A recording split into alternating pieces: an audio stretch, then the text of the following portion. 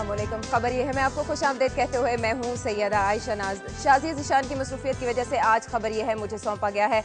इस प्रोग्राम में बरजुस्ता बेलाग तबसरों के लिए सईद काजी साहब हमारे साथ होंगे, तो दूसरी जानिब तहकीक की कसौटी पर खैर खबर को परखने के लिए रऊफ क्लासरा साहब भी शहर इक़्तिदार से हमारा साथ देंगे। रऊफ क्लासरा साहब खुश आमदेद प्रोग्राम में। Thank you. अब खबर आज है क्या, ये हम आपको बताते हैं कि मुल्क भर की तरह बलोचिस्तान में भी सियासी जमातों ने इलेक्शन कमीशन ऑफ पाकिस्तान की जानिब से जो शफाफ इंतखाबात के दावे किए जा रहे हैं उन पर तहफ़्फ़ुज़ात का सिलसिला शुरू कर दिया है। कोयटा में होने वाली ऑल पार्टीज़ कॉन्फ्रेंस में सियासी जमातों के रहनुमाओं ने इलेक्शन 2013 पर कड़ी तनकीद की है और वो कहा है कि इलेक्शन कमीशन ट्रिब्यूनल्स पर अपना एतमाद खो चुके हैं और वो सुप्रीम कोर्ट से अपील करते हैं कि इस धांधली की गैर जानिबदाराना तहकीकात कराई जाएं। अब ये मामला क्या रुख इख्तियार करेगा ये हम जानेंगे अपने एनालिस्ट से। और इसके अलावा रहनुमाओं ने बलोचिस्तान में दोबारा इंतखाबात कराने का मुतालबा किया है और कहा है कि बलोचिस्तान में होने वाले इंतखाबात के नताइज 1 साल कबल तैयार कर लिए गए थे। और दूसरी जानिब अगर एक और स्टोरी की बात करें, जो दूसरी खबर है वो ये कि नैब ने 2 साबिक वज़ीर-ए-आज़म यूसुफ रज़ा गिलानी और राजा परवेज़ अशरफ समेत साबिक जो वज़ीर पेट्रोलियम डॉक्टर आसिम थे और साबिक चेयरमैन ओगरा तौकीर सादिक की गैर कानूनी तकर्री पर शामिल तफ्तीश करने का इन सब को फैसला कर लिया है और इस सिलसिले में सुप्रीम कोर्ट से राब्ता कायम किया गया है। रऊफ क्लासरा साहब ने ये स्टोरी इस प्रोग्राम में ब्रेक की थी, जो कि हम जानेंगे रऊफ साहब से कि इसमें मजीद क्या पेशरफ्त हुई है, लेकिन उससे पहले हम चलेंगे सईद काजी साहब के पास। सईद काजी साहब, क्या खबर है आज आपके पास?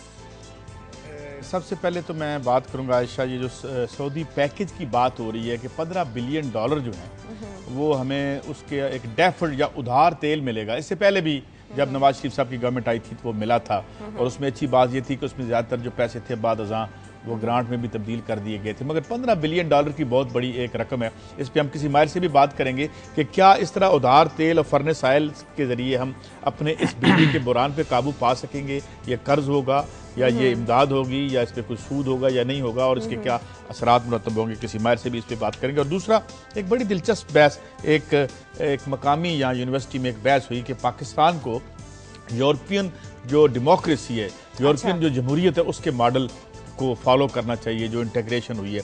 तो उसमें मैं थोड़ा सा एक हैरान भी हो रहा था कि यूरोप ही नहीं बल्कि पूरी दुनिया में एक बड़ा क्राइसिस है, तो यहाँ पे कुछ सबक वहाँ से सीखने वाले भी हैं और कुछ उनके ऐसे अजाब हैं जिससे हमें बचना भी ज़रूरी है। तो जो हमारा तदरीसी या एकेडमिक जो हमारे शोबा और भाई हैं वो क्या उन तमाम डेवलपमेंट्स को ज़हन में रखे हुए हैं या नहीं कि जमहूरियत का आज बुरहान क्या है, यूरोप कहाँ खड़ा है। वो खुद यूँ लगता है कि आज टूटा या कल और उसके और टूटने को रोका जा रहा है बड़े मसनूई मेजर से। इस पे मैं बात करूंगा। यानी कुछ अच्छे और बुरे पहलू हर सिस्टम के होते हैं। और अब रऊफ क्लासरा साहब से हम जानेंगे कि आज उनके पास खबर क्या है। जी रऊफ साहब।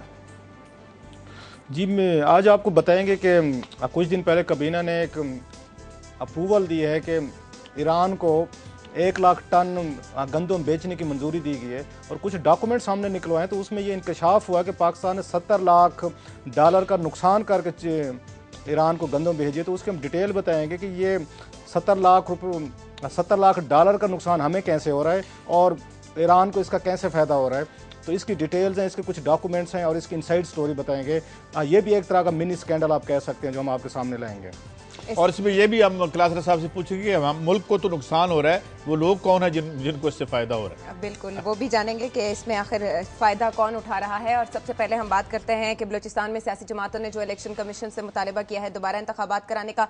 सईद काजी साहब, ये बताइएगा कि why they are not satisfied with results. अच्छा, ये तो हम अपने नुमाइंदे से भी बात करेंगे, मगर ज़्यादा अचंभे की बात यह थी कि जब मैंने सुबह ये स्टोरी देखी तो उसमें मुस्लिम लीग नून के एक ज़िलाई जो लीडर हैं, 2 जो पार्टीज़ हैं मेन, वो इसमें शामिल नहीं थी, बाकी सब पार्टी शामिल थी। मेरे ख्याल में खुदाए नूर हमारे साथ हैं, अगर आप उनसे खुदाए नूर हमें ये बताइएगा एपीसी की तफसीलात जिसमें सियासी जमातों की जानिब से ये मुतालबा किया गया है, what is the reason behind that के और इलेक्शन कमीशन आप क्या समझते हैं कि वाकई इस पर गौर करेगा मुतालबे पर?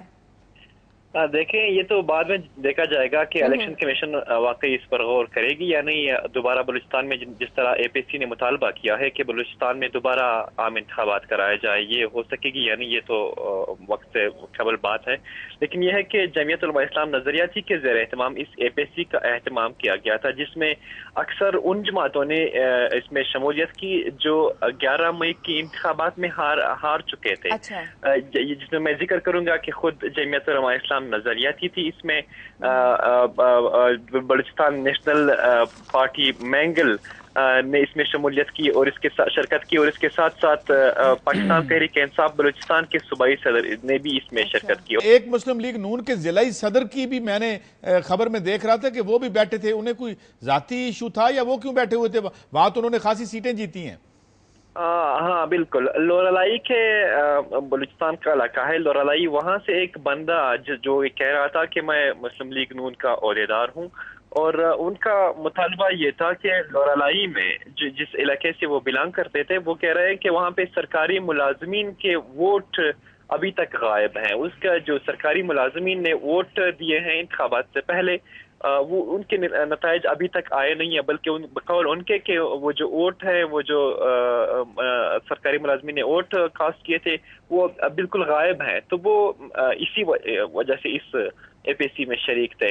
बहरहाल अगर देखा जाए तो यहाँ पे बलूचिस्तान में जो दूसरी बड़ी पार्टियां हैं, जिस तरह अगर मैं नाम लेना चाहूँ तो उनमें जमीयत उलमा इस्लाम फे है, पश्तूनख्वा मिल्ल अवामी पार्टी है, बलोच नेशनल पार्टी है, मुस्लिम लीग नून है, पाकिस्तान पीपल्स पार्टी है, उनके रहनुमाओं ने इस एपीएससी में शिरकत नहीं की। अच्छा खुदाई नूर, ये बताइए कि ये जो नए लोग सामने आए हैं, पिछली पार्लियामान की तो हमने परफॉर्मेंस देख भी ली और उस पर अपने जो उनके स्पीकर थे उनके भी बड़े तहफ़्फ़ुज़ात थे। आपको लगता है कोई क्वालिटेटिव चेंज आएगी इस नई हुकूमत के आने के बाद? कोई बलोच अवाम जिस रिलीफ के इंतजार में है, ये नए लोग जो ये नया जो मैंडेट सामने आया है, आपको जमीन पे कोई सूरत बदलती नजर आती है?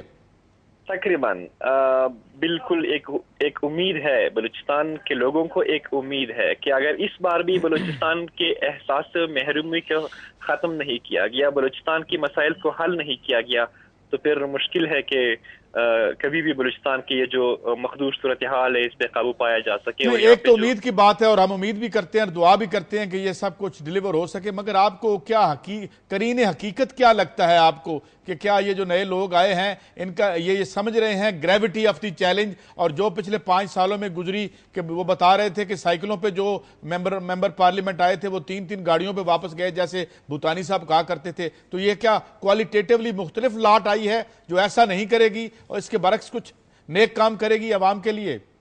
बिल्कुल मुझे लग रहा है, पर्सनली अगर आपने पूछा तो बिल्कुल मुझे लग रहा है, क्योंकि पहली बार बलोच और पश्तून कौम परस्त पार्टी मिलके यहाँ पे गवर्नमेंट बनाएगी, और मुस्लिम लीग नून जो कि मरकजी सतह पे भी एक बड़ी जमात है पार्लियामेंट में आई है। तो मुझे लग रहा है कि पिछले हुकूमत की बनिस्बत ये हुकूमत हो सकता है कुछ कर लेगी, और वो इसने वो बलूचिस्तान के अवाम के साथ बड़े वादे भी किया है। तो पिछली हुकूमत को मद्देनजर रखते हुए अगर देखा जाए तो बिल्कुल मैं देख रहा हूँ कि बलूचिस्तान के अवाम के लिए ये जो नई आने वाली हुकूमत है कुछ कर लेगी। यानी उम्मीदें बाहर रखनी चाहिए। चलें, बाहर की उम्मीद रख लेते हैं और इसी पर कायम रहते हैं, कोशिश करके देख लेते हैं इस बार फिर एतमाद करके, अगर एतमाद को आपकी बार ठेस तक पहुंचाई गई। जो अगली स्टोरी है जो कि ब्रेक की गई थी रऊफ क्लासरा साहब की जानिब से, उस पर बात करना भी बहुत जरूरी है। हम इस पे भी टेक ले लेंगे कि वो इस एपीसी के बारे में क्या कहते हैं, एपीसी के बारे में भी क्या कहते हैं, और जो स्टोरी उन्होंने ब्रेक की थी उस पर भी बात करेंगे। लेकिन यहाँ जरूरी है एक ब्रेक लेना, ब्रेक के बाद वापस आते हैं।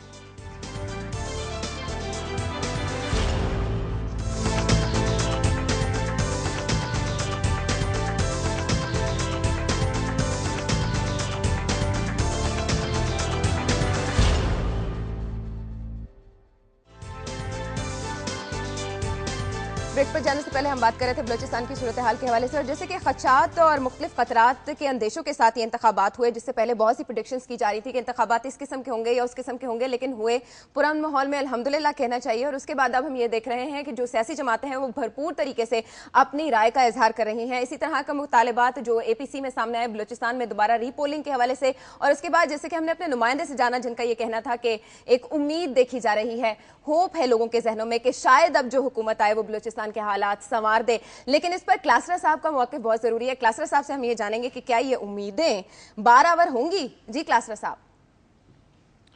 ये बड़ा मेरा ख्याल अहम सवाल है जो आपने पूछा है, और मैं उनका एक ऑफ कोर्स वो बलूचिस्तान में रहते हैं, खुदा नूर साहब बेहतर जानते हैं सिचुएशन के, लेकिन मैं बड़े अदब एहतराम के साथ उनकी जो उम्मीद है मैं शेयर उसको शायद ज़्यादा नहीं कर पाऊंगा। ग्राउंड रियलिटीज़ बहुत डिफरेंट है और जो मेजर वहाँ पे प्लेयर्स हैं उनका उन्होंने जिक्र ही नहीं किया अपने पूरे की पूरी गुफ्तगू में, जिससे मुझे नहीं लगता ये मसाइल हल होंगे। ये पख्तूनों का या बलोचों का जो अलायंस है ये बड़ा एक आप कह सकते हैं एस्टेब्लिशमेंट इसको पुश कर रही है हमारी। वो ये चाहते हैं कि इस तरह के लोग सामने आए जिनको वो कंट्रोल करके मैनेज करके चीज़ें ठीक करने की कोशिश करें। जो असल प्लेयर हैं जिनको हम ये वापस लाए थे वो थे अख्तर मैंगल ग्रुप जो है, अताउल्ला मैंगल ग्रुप जो है, या मर्री हैं उसमें जो मेन हमारे सामने लोग हैं। और मैं कल ही पढ़ रहा था उनका अख्तर मैंगल साहब का इंटरव्यू पढ़ रहा था, या उनकी पार्टी के जो लोग हैं उनकी बड़ी सीरियस रिजर्वेशंस हैं और उन्होंने यहाँ तक इंकशाफ किया अपने इंटरव्यू में जो कल उनका मैंने पढ़ा है। तो अब वो ये कहते हैं कि हमें नवाज शरीफ साहब ने टेलीफोन किया था, नवाज शरीफ साहब ने हमें एश्योरेंसेस दी थी कि आप वापस आएँ, अपनी एग्जाइल ख़त्म करें, आप आएँ, इलेक्शन में हिस्सा लें, आपके साथ धांधली नहीं होगी, आपके साथ कोई ज्यादती नहीं होगी और कोई गलत काम नहीं होने दिया जाएगा। अब वो ये कह रहे हैं कि उनकी पार्टी जो है उनके साथ ये बाकायदा तौर पर धांधली की गई है। 8 सीटों का वो कह रहे हैं, 4 नेशनल असम्बली की हैं, 6 प्रोविंशियल की हैं। उनका कहना है जिनके रिजल्ट्स रोके गए हैं, रिजल्ट्स उनके चेंज किए गए हैं। 4 तो ऐसी उनकी सीटें हैं वहाँ पे अख्तर मैंगल साहब की जो एक पावरफुल ग्रुप है जो ये समझते हैं पहले हमेशा से रिवायती तौर पर ये बलोचों को मिलती रही हैं और अब वो अचानक वहाँ से पख्तून जीतना शुरू हो गए और ये वो एरियाज हैं जहाँ पे पख्तूनों को ज़्यादा आबादियाँ भी नहीं है। ये मसला इतनी आसानी से हल होने वाला नहीं है जिस तरह हमें खुदा नूर साहब बता रहे थे। It's much complicated. और जो मुझे अख्तर मैंगल की आवाज़ से एक मजूसी लग रही थी उनके इंटरव्यू को जो मैंने पढ़ा कल, ये उसमें था एक्सप्रेस ट्रिब्यून में था, बड़ा तफसील से था। वो ये कह रहे थे कि जो वादे हमारे साथ नवाज शरीफ साहब ने किए थे, जो एश्योरेंसेस दी गई थी, हम यहाँ सुप्रीम कोर्ट में भी गए, हम मीडिया से भी हमने बात की, हमारे ऊपर इल्ज़ाम लगते थे कि शायद कि हम बलोचिस्तान के मसाइल को हल नहीं करना चाह रहे और हमने हल करने की कोशिश की है, वापस आए रिजर्वेशन के बावजूद, थ्रेट्स के बावजूद। लेकिन वो समझते हैं कि हमें फेयर इलेक्शन नहीं दिया गया, इसलिए बलूचिस्तान का मसला इतनी जल्दी सेटल होने वाला नहीं है जिस तरह के हमें बताया जा रहा है। जब तक जो मैंगल, जो मरी हैं, आपके जो मेन ट्राइब्स हैं, जो मेन पॉलिटिकल फिगर्स हैं, उनको ऑन बोर्ड नहीं लिया जाएगा, उनके कंसर्न्स को एड्रेस नहीं किया जाएगा, तो मुझे तो नहीं लग रहा कि इतनी आसानी से मसाइल हल होंगे जितना कि हमें बताया खुदा नूर ने। अच्छा, मैं आपसे एक और बात जानना चाहूँगा कलासरा साहब। एक तो बात आपने बिल्कुल सही की कि हमारा कुछ रजायत मिसप्लेस्ड भी हो सकती है, मगर अगर इन लोगों को हम ले भी आते हैं, कभी हम एक सरदारों के फैक्शन को साथ लाते हैं, कभी दूसरे सरदारों के फैक्शन को साथ लाते हैं। एक 65 बरस से हम यही कर रहे हैं, अंग्रेज भी यही कर रहे थे। आम आदमी जो है, जैसे मैं बार बार एक मिसाल लेता हूँ, मिसाल के पूरे बलोचिस्तान में 2 MRI मशीन्स हैं और जिनमें से एक काम नहीं करती। ये एक मिसाल है सिंबॉलिकली, बाकी इंफ्रास्ट्रक्चर ऐसे ही है। तो जब क्या आप समझते हैं कि जब तक हम आबादियों को माशी प्रोग्रामों के जरिए इंटीग्रेट नहीं करते, एक कौम में तब्दील करने का यही तरीका है, तो भले से हम कभी मैंगलों को मिला लें, कभी किसी को मिला लें, कि आपका क्या टेक है इस पे? ये काजी साहब, मेरा ख्याल इस तरह सिचुएशन बलोचिस्तान में नहीं है। जब हम ये बात करते हैं कि वहाँ का सरदार है या वहाँ का जो बलोच है वो इनके बिहाफ पे बैठ कर डीलिंग करते हैं और हम उनके साथ गलत बात करते हैं, तो बलोच ऐसे नहीं सोचते। जो मेरा इंटरेक्शन रहा है यहाँ पे बहुत सारे बलोचों के साथ रहे, लीडर्स के साथ रहे, उनके फॉलोअर्स से भी बातचीत होती रही। तो बलोच एक ट्राइबल सोसाइटी की तरह रहते हैं। लीडर जो है उनके लिए इंपॉर्टेंट है, उनके लिए ये बातें आप कह रहे हैं, इकनॉमिक खुशहाली है, एजुकेशन है, ये दूसरी चीज़ें, ये मेरा ख्याल है बाद में आती हैं। अगर इकनॉमिक खुशहाली देख रहे हैं तो जनाब मुशर्रफ के दौर में सबसे ज़्यादा डेवलपमेंट का काम हुआ और सबसे ज़्यादा वायलेंस भी हमने देखा और सबसे ज़्यादा ब्रूटलाइजेशन भी ये बलूचिस्तान की जनाब मुशर्रफ के दौर में हुई है और अब बलोचिस्तान हमसे दूर होता चला गया। ये बात हमें समझनी पड़ेगी। जब आप अपनी मर्जी के लोग लाते हैं बलूचिस्तान में, जो पिछले मेरा ख्याल 10-12 साल से हम ये देख रहे हैं, हमारी स्टैब्लिशमेंट ये तजर्बे करती रही है कि बलूचिस्तान में अपनी मर्जी के सरदार लाए हैं और उनको आगे किया है, फेक किस्म का मैंडेट आपने दिया। उसका नुकसान क्या हुआ है कि वो लोग डिलीवर नहीं कर सके। अब आप देख रहे जनाब मुशर्रफ के दौर में भी उनकी पपेट गवर्नमेंट हमने रखी है, उससे कोई आपके नतीजे नहीं निकले। पिछले 5 साल भी हमने देख के रखा है उनको, रसानी साहब, और हमने पूरी की पूरी जो या उनकी असम्बली थी, आपको याद होगा, सबको वजीर बना के देखा, फिर भी मसला हल नहीं हुआ। इससे ये साबित हुआ कि जब तक आपके वहाँ के जो रियल स्टेक होल्डर हैं और जो ऑफ कोर्स वहाँ पे बलोच ज़्यादा हैं, पख्तूनों की भी एक अच्छी खासी रिप्रेजेंटेशन है, यहाँ सेटलर्स हैं या हज़ारा के लोग हैं, इनको रियल आप रिप्रेजेंटेशन पार्लियामेंट में नहीं आएगी, उनके साथ बातचीत नहीं करेंगे। अगर आप अख्तर मैंगल ग्रुप को सबसे ज़्यादा दीवार के साथ लगाएंगे तो मेरा ख्याल है मसाइल हल होने वाले नहीं है। और इसी वजह से आपने देखा होगा सबसे बड़े स्कैंडल्स बने बलूचिस्तान में, नायल तरीन लोगों को उठा के बिठा दिया हमारे सरों पर, बलोचों के सरों पर, कि जब आपको ज़रूरत थी कि मसले हल करने के लिए इंपॉर्टेंट लोगों को लाया जाता, जो डिलीवर करते, आपने वहाँ पर रसानी साहब जैसे लोगों को आगे कर दिया और फिर 25-25 आपने करोड़ रुपये एक वहाँ पर MPA को रिश्वत के तौर पे दिया ताकि वो आपके साथ खड़ा रहे। इस तरह मैं नहीं समझता ये कॉस्मेटिक स्टेप्स हैं। लेकिन अच्छा, मैं एक सवाल को एक और तरीके से रिफ्रेज करता हूं।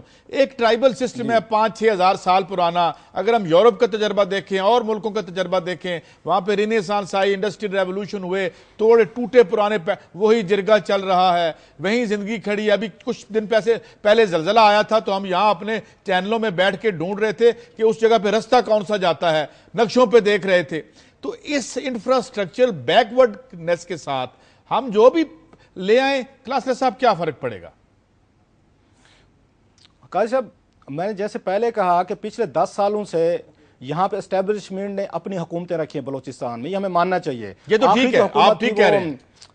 आखिरी जो हुकूमत थी 12 अक्टूबर 99 को अख्तर मैंगल की थी, जो नवाज शरीफ के साथ चल रहे थे। उसके बाद आप हमें बताएं कि 10-12 साल में बलोचिस्तान सबसे पाकिस्तान का अमीर तरीन ये सूबा है, ये जहन में रखें एज फार एज उनके रिसोर्सेज आर कंसर्न। उनके पास अपना पोर्ट है, अपना गवादर पोर्ट है, उनके पास मिनरल्स हैं, गोल्ड है, कॉपर है, सुई गैस है, नेम एनीथिंग के जो उनके पास नहीं है। और इसके बावजूद सबसे गरीब तरीन सूबा समझा जाता है।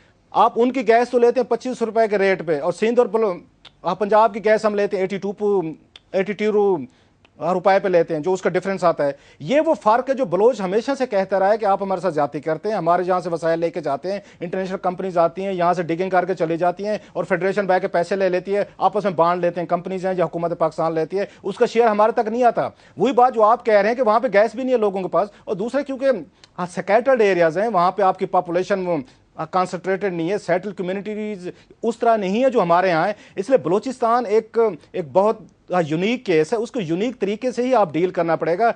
और जो तरीका हमने रखा है, ये मेरा ख्याल है तरीका ठीक नहीं है बलोचों को डील करने का, इससे मसाइल बढ़ेंगे। अभी आप देख रहे पख्तूनख्वा मिली पार्टी को, मेरा सिर्फ पता, पख्तूनख्वा मिली पार्टी को आगे किया जा रहा है। अब ये देखें, पख्तूनख्वा मिली पार्टी को आगे किया जा रहा है, जिसका मतलब ये है कि जो बलोच डोमिनेटेड आपका सूबा है, अब वो ये शिकायत करते हैं। यहाँ पे सना बलोच साहब आए हुए थे, जो इनके अख्तर मैंगल ग्रुप के सबसे अहम उनके रुकन है, उनके साथ हमारी 2-3 मीटिंग्स हुई है, डिस्कशन हुई है। उनका सबसे यही कहना था कि अब आप देख लें कि बलोचों को वहाँ पे मिनार्टी में अब तब्दील कर रहे हैं। सबसे ज़्यादा सीटें वहाँ पख्तूनों के पास आ गई, जो अवामी नेशन सारी पख्तून मिली अवामी पार्टी है। ये वो खदशात हैं बलोचों के जो एक अपने आप को पॉलिटिकली तौर पर एक तरह के एलिनेशन की तरफ जा रहे हैं। जब तक आप उनको नहीं लेके आएंगे मेन स्ट्रीम में, और मैंगल ग्रुप का आना एक बहुत बड़ी बिग डेवलपमेंट समझी गई थी कि नेशनल लेवल पे भी आएंगे, ये अपना रोल अदा करेंगे, यहाँ कौमी असम्बली में, सेनेट में और प्रोविंशियल में भी करेंगे। ऑल ऑफ सडन ये पता चला कि 4 दिन उनके रिजल्ट रोक लिए गए। उनके मेन वहाँ लीडर वो कहते हैं कि हमें हरा दिया गया है, और 2 सीटें उनके पास हैं वहाँ पे।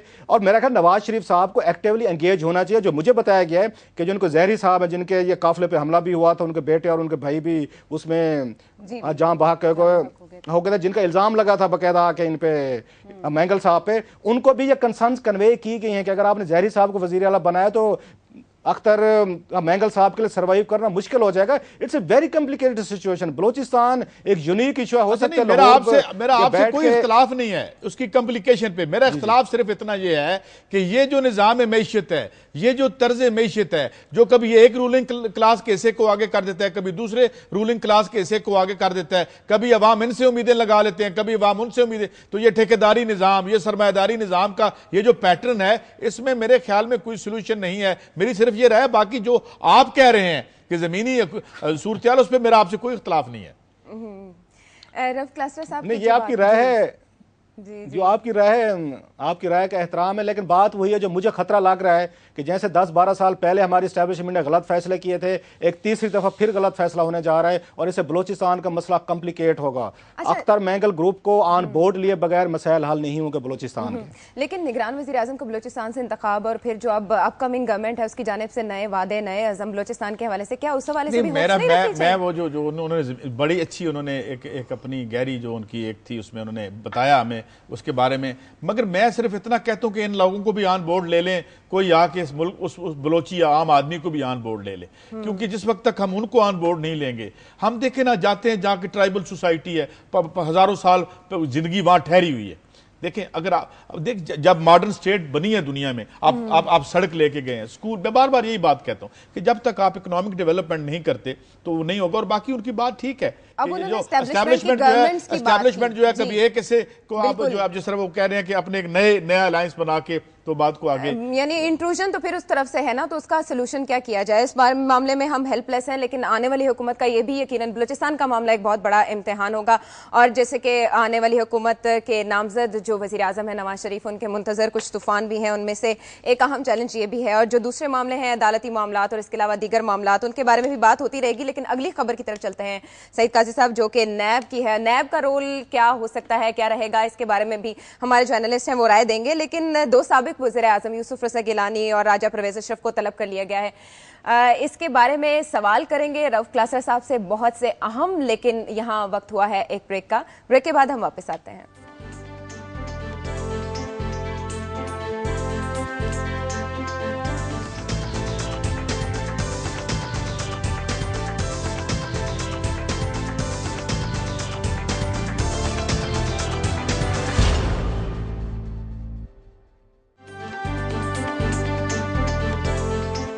खबर है उग्र स्कैंडल के हवाले से। यूं तो हमारी जो सियासत है वो स्कैंडल से भरी पड़ी है, लेकिन वक्त के साथ साथ जो स्कैंडल सामने आते रहते हैं उनके जो किरदार हैं वो अक्सर बेनकाब हो जाते हैं, लेकिन वो कैफरे किरदार तक नहीं पहुंचाए जाते। उग्र स्कैंडल भी इसकी एक मिसाल है। लेकिन अब इसमें नैब की जानिब से ये किरदार सामने आया है कि उसने न सिर्फ ये कि साबिक वजीर पेट्रोलियम डॉक्टर आसिम को तफ्तीश में शामिल करने का फैसला किया, बल्कि दो साबिक वज़ीर आज़म को भी तलब कर लिया गया है, जो कि हैं यूसुफ रज़ा गिलानी और साथ ही साथ राजा परवेज़ अशरफ भी इस तलबी में आए हैं।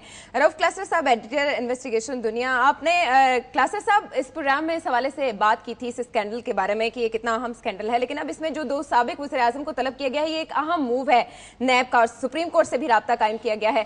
तो आप क्या समझते हैं कि क्या इस मामले में भी कोई इस्तिस्ना की ओट ले लेगा, या कोई ऐसा मामला सामने आएगा जिसमें ये मामला भी तूल पकड़ता जाएगा और एंड तक नहीं पहुंचेगा?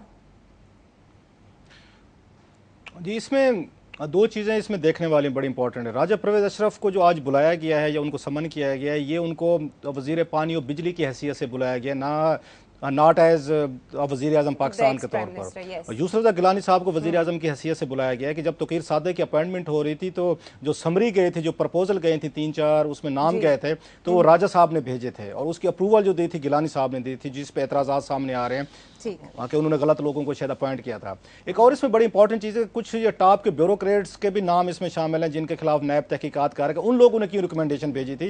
And it's a very strange case. वैसे मैंने इसको स्टडी किया है थोड़ा सा, मुझे ये चीज़ समझ नहीं आ रही कि अगर वहाँ पे 3 नाम भेजे गए हैं, एक इन्होंने ब्यूरोक्रेट्स की कमेटी बनाई थी कि आप बैठें, आप जो एक्सपर्ट हैं, आपने एडवर्टाइजमेंट दी, लोगों को बुलाया, इंटरव्यूज़ किए उनके, उसके बाद आपने ये वज़ीर आज़म को पोटेंशियल कैंडिडेट्स बताया कि ये 3 नाम हैं, तो इनमें से जिसको चाहे आप बना लें, अंडर द रूल्स उनको पावर्स भी थी सारी। अब उन ब्यूरोक्रेट्स को भी घेरा डाल लिया गया, उनके खिलाफ भी नैब उनको बुला के बयानात ले चुका कि आपने ये 3 नाम क्यों रिकमेंडेशन दी थी। इस तरह तो मेरा ख्याल काम नहीं चल सकेगा फिर पाकिस्तान में, कि कहीं ना कहीं आपने अगर अपॉइंटमेंट्स करनी है, अब उसमें बहुत सारे ऐसे ब्यूरोक्रेट्स इन्वॉल्व हैं जिनको मैं जाती तौर पर जानता हूँ, एक दो को मैं नाम भी ले लेता हूँ ताकि लोगों को पता चले, बड़े ईमानदार और करैक्टर वाले लोग हैं। ये जफर महमूद साहब थे, सेक्रेटरी थे, यहाँ पे तिजारत थे, उन्होंने पाकिस्तान इंडिया रिलेशनशिप के हवाले से बेपनाह काम किया। मोस्ट फेवरेट नेशन वाला जो काम था, सबसे ज्यादा उनका रोल रहा है, एंड वेरी रिस्पेक्टेड मैन। अब नैब ने उनको 10 दफ़ा बुलाया कि आप उस इंटरव्यू कमेटी में शामिल थे जिन्होंने ये नाम प्रपोज किए थे, उस वक्त ये सेक्रेटरी वाटर एंड पावर थे मेरा ख्याल है। अब उनको भी उसमें उन्होंने ड्रैग कर लिया कि आप बताएं आपने क्यों रिकमेंडेशन दी है। अब उन पर अलहदा केसेस चल रहे हैं। अच्छा, वज़ीर आज़म के पास गई हैं पावर, उन्होंने एक नाम पिक कर लिया उसमें से। ये वो चीज़ें हैं जो इश्यूज़ हैं, मैं ज़ाती तौर पर समझता हूँ शायद इनको लॉ की आंख से देखा जाए, सुप्रीम कोर्ट की अपनी उस पर रिजर्वेशन होंगी, नैब की अपनी इन्वेस्टिगेशन होगी, लेकिन इनके ग्राउंड किसी हद तक मजबूत हैं। असल जो इशू है इसमें, जो मैं समझ अपॉइंटमेंट से ज्यादा अहम है, अपॉइंटमेंट करना वज़ीर आज़म भी कहते रहे उनका प्रीरोगेटिव है। अब आ रहे हैं नवाज शरीफ साहब आ रहे हैं, उन्होंने आके हंड्रेड्स ऑफ अपॉइंटमेंट्स करनी है। अब वो अपने तरीके से करेंगे। आपको मुझे हो सकता है कि बंदों पे एतराज हो, चीज़ों पे एतराज हो, प्रोसेस पे एतराज हो, लेकिन उनकी पावर्स हैं वज़ीर आज़म की, उनको करनी पड़ेंगी। एक असल जो चीज़ है, जो स्कैंडल है, जिस पे फोकस होना चाहिए था, क्या तोकीर सादक ने 82 अरब रुपए की करप्शन की है। अच्छा, मेरी इस पे 2-4 लोगों से बात हुई है, वो इस पे भी हंसते हैं, वो कहते हैं ये प्रोजेक्टेड लॉसेज हैं, ये नहीं है कि 82 अरब रुपया खा लिया गया है, कैश है। अच्छा। कि अगर ये स्टेप्स ले लिए जाते तो इतना इतना हमें फायदा हो सकता था आगरा को या हुकूमत पाकिस्तान को, और क्योंकि नहीं लिए गए लिहाजा ये नुकसान है, ये प्रोजेक्टेड लॉसेज हैं, ये जहन में रखें। ये कोई ये 82 अरब रुपया कैश में नहीं किया। ये जो मेरी 2-4 लोगों से बात हुई जो कंसर्न है, और वो प्राइवेटली बैठ के हंसते भी हैं कि पूरा पाकिस्तान का मीडिया या दूसरी चीजें हैं, उन्होंने यकीन कर लिया कि 82 अरब रुपया वो जेब में डाल के चले गए। ऐसा नहीं है कुछ। अच्छा, यहाँ पे मैं अगर आपसे सवाल करूं कुलासर साहब कि वो जेब में तो डाल के बिल्कुल नहीं गए होंगे। इसी तरह जनरल शाहिद अजीज ने पिछले जो ओगरा के चीफ थे उनके बारे में भी कहा था, लेकिन ये क्या कहा जा सकता है कि नेशनल एक्सचेकर जो है जेब में वो जितने डाल के गए उसका तो हमें नहीं पता, लेकिन इतना लॉस उन्होंने या उनकी पॉलिसी की वजह से कौमी खजाने को पहुंचा, ये कह सकते हैं हम? यस बिल्कुल। अब आपने सही लाइन ली है। उन्होंने कैश में भी करप्शन किया। तौकीर सादिक साहब ये नहीं है कि वो फरिश्ते थे, उन्होंने कैश में भी करप्शन किया, लेकिन 82 अरब रुपए की नहीं की। ये थोड़ी सी इसको समझने की जरूरत है। उन्होंने कैसे करप्शन किए? उन्होंने यहाँ पे जो सीएनजी स्टेशन देने थे उसमें लाइसेंसिंग में उन्होंने करप्शन किया, जिसमें डॉक्टर आसम को भी बुलाया जा रहा है। ये वजीर पेट्रोलियम थे उस वक्त। उन्होंने इस तरीके की उन्होंने किया, किसी को कोटे अलाट किया उन्होंने सीएनजी के लिए, उन्होंने स्टेशन के लिए दिए, किसी को ज्यादा दिया, किसी को कम किया। ये गैर कानूनी काम करते हैं, जिस पे अलहदा इन्वेस्टिगेशन ये यूसुफ रज़ा गिलानी साहब पे भी चल रही है, राजा परवेज अशरफ पे भी चल रही है, और उस पर डॉक्टर आसिम पे भी चल रही है। सो 82 अरब रुपए का जो केस है, इसमें कुछ प्रोजेक्टेड लॉसेज है। जैसे आपने कहा कि कौम को इनकी पॉलिसी की वजह से, गलत फैसलों की वजह से इतना लॉसेज हुए हैं। जो कैश में लिया है वो भी बिलियंस में होगा, लेकिन मेरा ये ख्याल है जो 2-4 बड़े क्रेडिबल लोग हैं वो कहते हैं जो कैलकुलेशन की गई है 82 अरब रुपए का ये प्रोजेक्टेड लॉस है। इसको ये कहना कि शायद कैश में लिया गया तो ये बात शायद इतनी ज्यादा उसमें स्टैंड नहीं होगी। एक चीज। दूसरी, आज ही मैंने दुनिया अखबार में अगर आप देखें मैंने कॉलम लिखा है और जाके इन्हीं इश्यूज पे लिखा है कि जो नए वज़ीर आज़म आने वाले हैं यहाँ पे नवाज शरीफ साहब, उनको कितने बिग प्रॉब्लम आने वाले हैं। और सबसे बड़ा प्रॉब्लम ये होगा कि उनके दौरे हुकूमत में चाहे ये केसेस उन्होंने बनाए हैं या नहीं बनाए, ये बैगेज नवाज शरीफ साहब को कैरी करना पड़ेगा कि 2 साबिक वज़ीर आज़म पे इस वक्त नैब में केसेस हैं और गिलानी साहब पे जो हैं या उन पर राजा परवेज अशरफ साहब पे ये एक केस नहीं है। इस बार राजा साहब पे भी 4-5 केसेस हैं नैब के। एक रेंटल केस है बहुत बड़ा, सुप्रीम कोर्ट की फाइंडिंग है। दूसरा, उनका अपने हल्के में जो फंड्स लेके गए थे उसमें 6 अरब रुपए के करीब, वो उन पे केस है। तीसरा, अब ये केस है कि उन्होंने एक गलत बंदे की तकरीर की थी जिसकी वजह से एक 82 अरब रुपए का प्रोजेक्टेड लॉस हुआ है। ये 3 केसेस है। गिलानी साहब पे डिफरेंट है, उन पे याद होगा हाई स्कैंडल उन पे अलहदा है, उनके बेटे पे F18 का एक केस अलहदा चल रहा है। सो ये वो केसेस हैं जो नवाज शरीफ साहब के लिए अब देखना ये होगा कि एक तरफ उन पे कोर्ट का दबाव होगा कि आप इनके खिलाफ प्रोसीडिंग करें, इनके खिलाफ कार्रवाई करें, अपनी वजारतों को कहें तामुन करें, और दूसरी तरफ यहाँ पे अपोजिशन रोला डालेगी कि आप हमें पॉलिटिकल विक्टिमाइज कर रहे हैं। अब देखना यह है कि नवाज शरीफ साहब पीपल्स पार्टी को खुश करने की कोशिश करते हैं, अपने से पहले 2 जो वज़ीर आज़म थे उनको बचाते हैं, या वो फिर जाके चीफ जस्टिस ऑफ पाकिस्तान के साथ ही तामुन करते हैं। It's a very tricky and difficult situation for Nawaz Sharif. यानी वो उस पोजीशन पे आ जाएंगे जिस पोजीशन पे पहले पीपल्स पार्टी थी, और फिर ये इनकी बड़ी दिलचस्प बात यह है कि ये भी क्या कुछ तय है आपस में हमारा कि ये जो क्यों नहीं हम जो है वो किसी एक बड़ी जो फिश है पीपल्स पार्टी के हवाले से तो हम कह सकते हैं कि कम से कम घर तो भेजा गया उनके प्राइम मिनिस्टर को एक दफ़ा। तो ये भी एक इशू जो उन्होंने इशारा किया और आज अपने कॉलम में भी उनका जिक्र किया जिसमें कि क्या ये इसको वो उस मंतकी अंजाम तक पहुंचाएंगे, क्योंकि यही पॉलिटिकल एलीट ये भी तो कहती रही है ना कि ये देखें क्या कर रहे हैं, ये रेंटल्स में क्या हो रहा है, फलां क्या हो रहा है। तो जब ये पावर में आएंगे तो क्या इसकी तफ्तीश करेंगे या नहीं स्कैंडल के सिलसिले में अब जो दुबई अदालत का फैसला है वो भी बहुत अहम साबित होगा, जो कि 3 जून को सामने आने जा रहा है, और इस केस की समाअत जो है वो पाकिस्तान में आगे बढ़ेगी। तौकीर सादिक को पाकिस्तान लाकर तफ्तीश करने की बात की गई है। अब इस स्कैंडल को हम वक्त के साथ साथ देखेंगे और वक्त बहुत कुछ सामने लेके आएगा, लेकिन यहाँ पर एक बहुत जरूरी बात जो तवानाई बहरान के हवाले से और जिसके सिलसिले में सईद काजी साहब ने एक अहम स्टोरी सामने रखी है, वो जो पैकेज जिसकी आपने बात किया, समझते हैं बात हो रही है कि $15 बिलियन की हमें डेफर्ड पेमेंट्स देंगे जो सऊदी अरेबिया है। तो क्या अभी हम बात भी करेंगे, शायद हमारे साथ डॉक्टर सिद्दीकी साहब भी लाइन पे हो, तो बल्कि मैं और ये थोड़ी सी पहले मैं इसका तारुफ करवा दूं कि ये हमें फर्नेस ऑयल भी मिलेगा और ये मगर देखना ये है कि $60 बिलियन का हमारे ऊपर पहले ही लोन है। तो आप हमें सुन रहे हैं डॉक्टर साहब? शायद हमें अभी काजी साहब मैं लाइन पर हूं जी। डॉक्टर साहब मैं आपसे ये पूछना चाहता हूं कि पहले तो हमारे नाज़रीन को ये बताएं कि ये कर्ज होगा या ये सिर्फ एक ग्रांट होगी, और अगर होगी तो इसकी नौयत क्या होगी, और आप क्या समझते हैं कि अगर ये $60 बिलियन में ये ऐड अप होता है तो $75 बिलियन का बोझ रियासत पे आ जाएगा, और साथ साथ ये भी कि क्या हम इस बहरान से निकल पाएंगे इस मूव के जरिए? सईद काजी साहब, पहले तो मैं ये समझता हूं कि 15 अरब डॉलर की डेफर्ड पेमेंट पर ऑयल इंपोर्ट की फैसिलिटी सऊदी अरब से मिलने का इम्कान नहीं है। इतनी बड़ी फैसिलिटी नहीं मिलेगी। अलबत्ता इस बात का इम्कान है कि निस्बतन एक छोटी फैसिलिटी पाकिस्तान को सऊदी अरब की तरफ से दी जाए, लेकिन उसका फैसला भी उस वक्त होगा जब नवाज शरीफ साहब इख्तिदार संभालने के बाद सऊदी अरब तशरीफ ले जाएंगे उम्रे के लिए, और वहां उनकी सऊदी क़यादत से मुलाकात होगी तो उस वक्त ये फैसिलिटी मिलने का इम्कान है कम हजम के साथ, और ये उधार तेल मिलेगा जो कि पाकिस्तान को जाहिर है कि वापस करना होगा और कम से कम 3 साल की मुद्दत के लिए होगा। तो इससे हमें जो मेरे हिसाब से सबसे बड़ा फायदा हो सकता है वो ये कि नवाज शरीफ साहब को एक ये मौका मिल सकता है, ब्रीदिंग स्पेस मिल सकता है एनर्जी क्राइसिस के अलावा, कि वो IMF के पास जाने का इरादा तर कर दें, जो कि पाकिस्तान पर जो है सख्त पाबंदियां लगा रहा है। उसकी वजह यह है कि एक तो हमारे पास अक्टूबर तक के रिजर्व्स हैं, दूसरी तरफ यह है कि अमेरिका ने शायद इन प्रिंसिपल एग्री किया है कि हमारा कोalition सपोर्ट फंड का $1800 मिलियन जो है वो हमें अदा कर देंगे जल्द ही। तो और भी कुछ रिजर्व्स बढ़ाने की उनके पास, आपने देखा होगा कि उनका जो एजेंडा है इंतखाबी मंशूर है, उसमें कुछ तजावीज दी गई हैं कि अपने रिजर्व किस तरीके से वो बढ़ाएंगे इन्वेस्टमेंट के जरिए। तो सबसे बड़ा फायदा तो ये होगा कि हमें ये मौका मिल जाएगा कि हम IMF के पास सिरे से जाए ही ना। अगर ऐसा हो गया तो ये बहुत बड़ी कामयाबी है। अच्छा ये बताइए डॉक्टर साहब, ये बताइए कि इससे जो कोई लॉन्ग टर्म सोल्यूशन निकलेगा। अभी मैं आऊंगा आपकी इस बात पे भी कि जो IPPs का इश्यूज है, जो जिसमें हम जो इनपुट्स हैं वो सरकार को क्या उस पर अखराजात करने पड़ते हैं और हमारे मुआहदे उनके साथ क्या थे। अभी आज मुसद्दक मलिक साहब कह रहे हैं 210 अरब रुपए की सालाना करप्शन है। इन इश्यूज को सॉल्व किए बगैर अगर ये हम विंडो ड्रेसिंग करते भी रहे तो क्या हम जो आज पूरी रात बिजली ज्यादातर शहरों में नहीं आई, इससे निकल सकेंगे? देखिए, आपने एक इंतहाई अहम नुक्ता उठा दिया है। बात ये थी कि अगर आपको याद हो तो चंद दिन पहले नवाज शरीफ साहब ने ये कहा था कि हम ट्रेजरी बिल यानी दाखिली कर्जे लेकर $500 बिलियन का सर्कुलर डेट जो है वो अदा कर देंगे। इसका मतलब ये है कि आप महंगी तेल से महंगे नरखों पर जो है बिजली पैदा करके आर्जी तौर पर लोड शेडिंग में कमी कर सकते हैं। लेकिन कुछ महीनों के बाद तो ये सर्कुलर डेट दोबारा आ जाएगा, क्योंकि हमारे लाइन लॉसेस भी ज्यादा है, हमारे बिल भी अदा नहीं होते, बिजली की चोरी भी बहुत ज्यादा है, करप्शन भी है, मिसमैनेजमेंट भी है, इनएफिशिएंसी भी है और आपका मिक्स खराब है। तो ये तो उसको पूरे एनर्जी सेक्टर को एक नई पॉलिसी के तहत टैकल करने की जरूरत है, जिसमें चीन के साथ भी आपने देखा होगा कि कुछ बातचीत हुई है और वो पाकिस्तान को हेल्प कर सकते हैं। लेकिन अगर कोई ये समझता है कि 2 या 3 साल की मुद्दत में पाकिस्तान में एनर्जी का मसला हल हो जाएगा, तो मेरे ख्याल से एक बहुत बड़ी गलती है।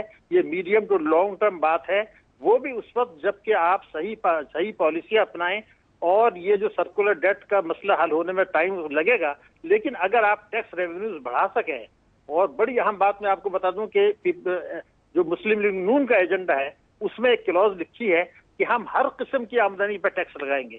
अरे जनाब, अगर आप हर किस्म की आमदनी पर टैक्स लगा दें और वसूल कर लें तो हमारे जो टैक्स रेवेन्यूज है वो फिर 2500 रुपए साल तो नहीं रहेंगे, वो तो 8000 अरब रुपए साल हो जाएंगे। और हमारे टैक्स देनदार 15 लाख तो नहीं रहेंगे, वो तो फिर 1 करोड़ हो जाएंगे। तो अगर ये चीज आप कर लेते हैं जो कि एक इनकलाबी कदम है, तो सर्कुलर डेट तो वहीं से आप अदा कर देंगे। तो बेसिक चीज ये है कि उस एजेंडे पर अगर आप अमल करें तो 2 से 3 साल में आपको इसमें जो है वो एनर्जी सेक्टर में बेहतरी नजर आएगी। अलबत्ता आर्जी तौर पर हाई कॉस्ट पर आप ये कर सकते हैं कि लोड शेडिंग को अगले चंद महीनों में कमी कर दें सऊदी अरब के पैसे से, या सर्कुलर डेट को आप ट्रेजरी बिल से अदा कर दें। शॉर्ट टर्म सोल्यूशन इसमें मौजूद नहीं है। शॉर्ट टर्म सोल्यूशन मौजूद नहीं है, आर्जी तौर पर हल किया जा सकता है। क्लासर साहब बात को आगे जी क्लासर साहब बात को आगे बढ़ाएंगे, आप सवाल जरूर करिएगा। लेकिन यहाँ प्रोग्राम में बिल्कुल शायद साहब हमारे साथ होंगे और इस बात पर मजीद भी बात करने की बहुत जरूरत है। लेकिन वक्त है यहाँ पर एक ब्रेक का। ब्रेक के बाद हम वापस आते हैं, हमारे साथ रहिए।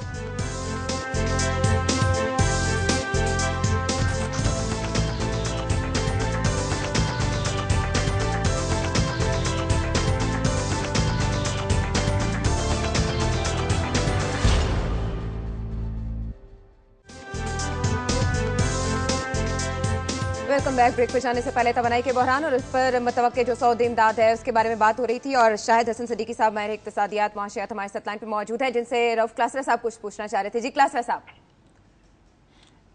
हाँ जी, मैं पूछना चाह रहा था कि एक जो ऑल ऑफ सडन बात होना शुरू हो गई कि सऊदीज हमें बेल आउट पैकेज देने वाले हैं, हमें तेल भी देंगे डेफर पेमेंट बेसिस पे।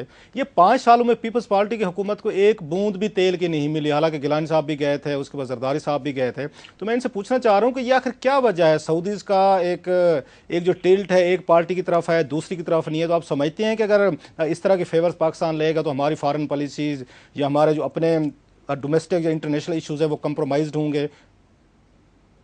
रऊफ क्लासर साहब, आप जो सवाल आपने मुझसे पूछा है आई एम श्योर कि आपकी अपनी नॉलेज इस मामले में मुझसे कहीं ज्यादा है।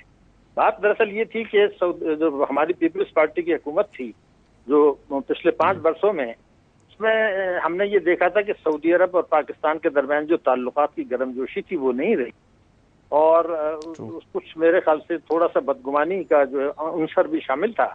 लेकिन नवाज शरीफ साहब के साथ उनके ताल्लुकात सऊदीज के हमेशा अच्छे रहे हैं। माजी में आपने देखा कि उनको हेल्प भी सऊदी अरब ने ही की थी यहाँ से लाने के लिए, और सऊदी अरब के साथ जब भी पाकिस्तान में ऐन की हुकूमत होती है उनका रवैया किसी भी मुख्तलिफ वजूहात की बिना पर हमदर्दाना होता है।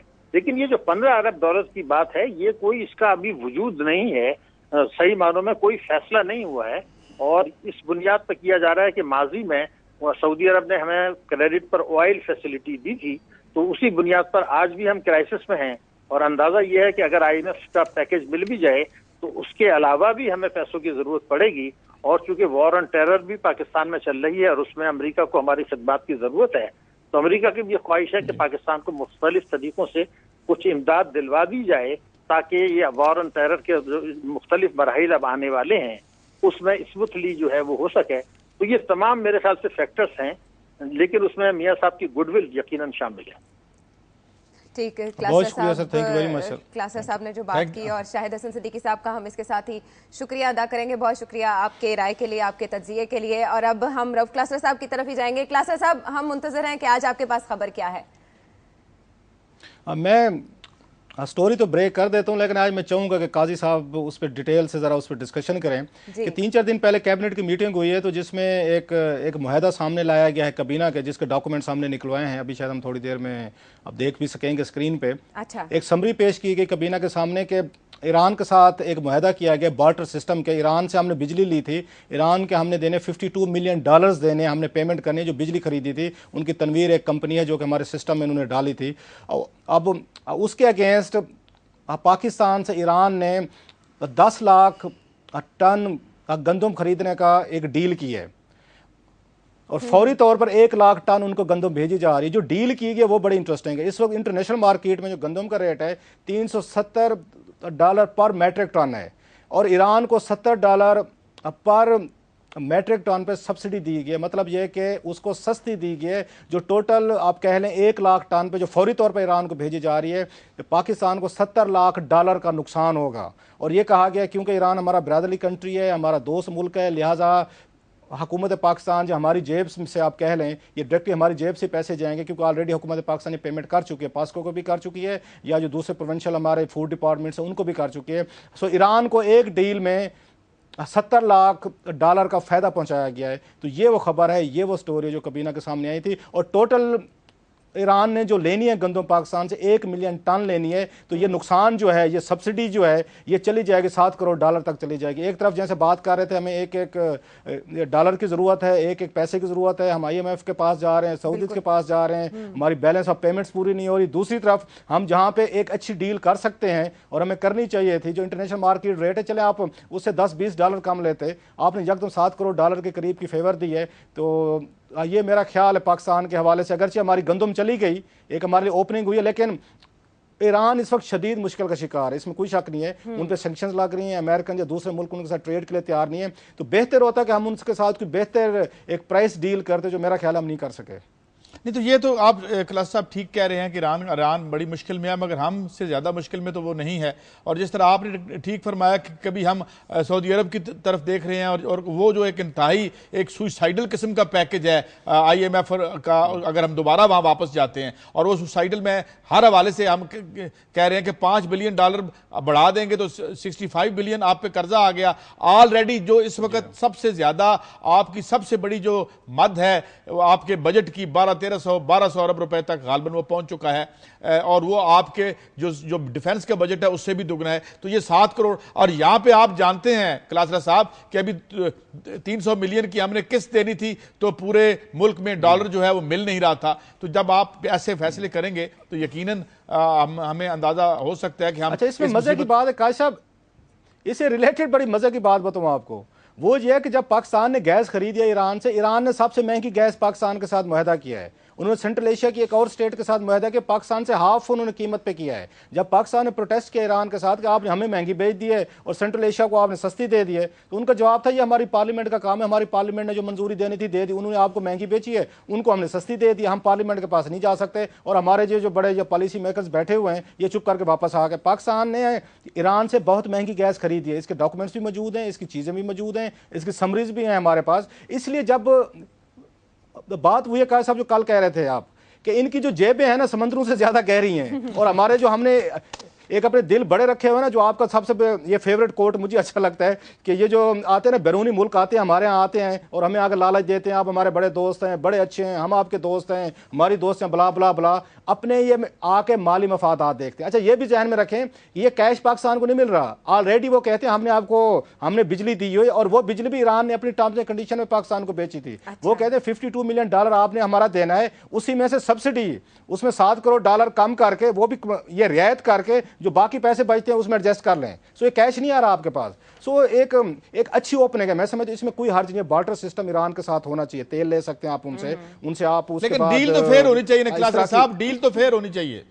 डील फेयर नहीं है, मैं ये समझता हूँ डील फेयर नहीं है, लेकिन इसमें सिर्फ एक चीज का भला मुझे नजर आ रहा है आने पॉजिटिव नोट, अगरचे नुकसान जरूर है, बड़ा नुकसान है। जब पाकिस्तान को $1 की जरूरत है, हमारे किसानों की जो गंदम रुक जाती है, पड़ी रहती है, जो इनको अच्छी प्राइस नहीं मिलती, अगर इस तरह एक्सपोर्ट होना शुरू हो जाए, कुछ बेहतर इनको अगर प्राइस ले लें तो इसमें भी बुरी हर्ज नहीं है कि एटलीस्ट ये कुछ पैसा जो है हमारे किसान की जेब में जाना चाहिए। हमारे पास स्टॉक्स इस वक्त मौजूद है, 1 मिलियन टन से ज्यादा है, नई गंदम भी आ चुकी है, नई फसल भी आ चुकी है। लेकिन बात वहीं पर है कि जहां पर आपको कुछ ओपनिंग मिलती है एक्सपोर्ट बेहतर करने की, अपने पैसे कमाने की, उस वक्त आप कहते हैं हमारा बिरादरी कंट्री है, अपना नुकसान कर लो, दूसरे का भला कर लो। उन्होंने ईरान में हमारा भला नहीं किया। मैं असल बात यही थी, जो बात स्टोरी तो मैं अब ज्यादा तफसील से बयान नहीं कर सकूंगा, मगर यहाँ पे एक यूनिवर्सिटी में बहस हुई, यही बहस जो मैं और क्लास साहब कर रहे हैं, वो किसी यूरोपियन मॉडल को हमें फॉलो करना चाहिए। मैं अगले दिन स्टोरी देख रहा था कि यूरोप में भी यही रोना है कि $31 ट्रिलियन जो है सेफ हेवंस में उन्होंने रखे हुए हैं, आम यूरोपियन की नौकरी जा रही है। तो जब हम ये बहसें करते, हर जगह पे एक अजाब है।